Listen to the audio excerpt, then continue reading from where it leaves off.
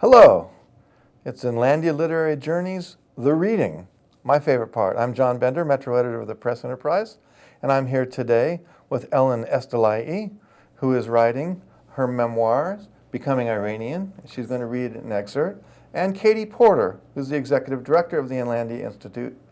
Ellen Estilai is the President of the Inlandia Institute. Anyway, Ellen's going to read excerpts from her memoir, and Cati's going to read some poems by Sholeh Wolpé, who's going to be reading at the Riverside Downtown Library at 7 p.m. on Thursday. Ellen? Okay, thanks, John. I'm reading, yes, from my memoir, Becoming Iranian, this memoir in progress. And this is a chapter that deals with superstition. And one of the great things about living in another culture is that you get a whole set of new superstitions to either ignore or embrace. And some of them are just, even though you know that you shouldn't be doing this, they're just compelling. Well, we'll see. It's called the wild rue.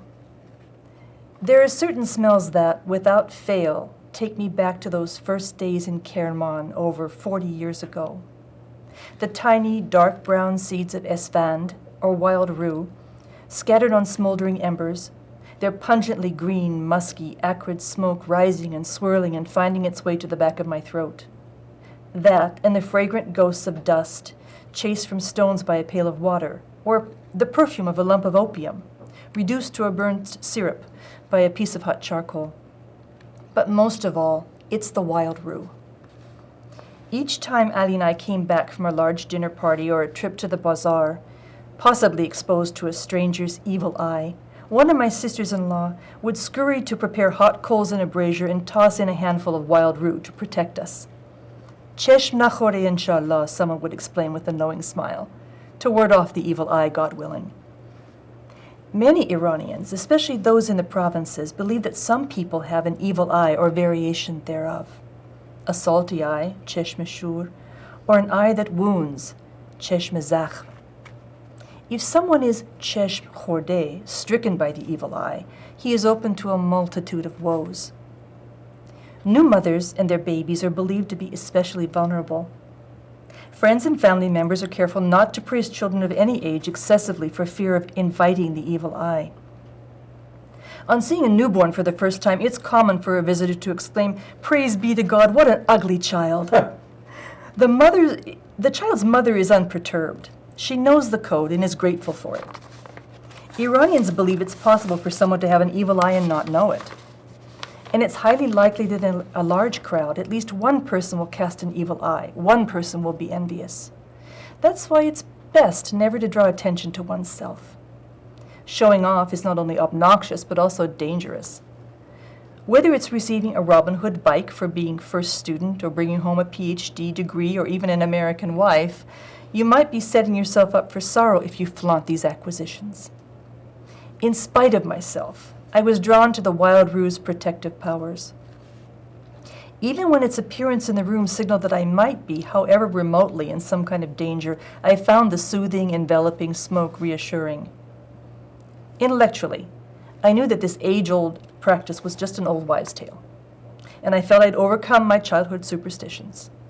With only an occasional twinge, I allowed myself to step on sidewalk cracks or cross paths with black cats. If I didn't open an umbrella indoors, well, that was because there was no reason to, right? As I swept up the shards of a broken mirror, I would talk myself out of 7 years of bad luck. You make your own luck, I reasoned. You vaccinate, you pray, you signal before changing lanes, you hope for the best. But really, what did I know? It's natural to want to feel some control over the vagaries of existence. The truck in the ditch, the barren womb, the infant dead from influenza. And after a month dodging Tehran traffic, boy, did I need a hedge against those vagaries. Whether I believed in evil eyes or not, the wild rue's gentle smoke was a comfort I never refused. Cheshm nachore inshallah, I would think, inhaling deeply, just to be on the safe side. Very nice. Oh, Very wow. nice. So we're transported. Thank you for sharing that. Thank you. So I was just going to read a couple poems by Sholeh as sort of a teaser for our event on Thursday. I hope that many more can make it. But this is from her book, The Rooftops of Tehran. This is the title poem. You think you're closer to God on your flat rooftop, that, like the moon, he can see you standing alone, small, on its vast emptiness, where you are everything, you are all you know. You are 10.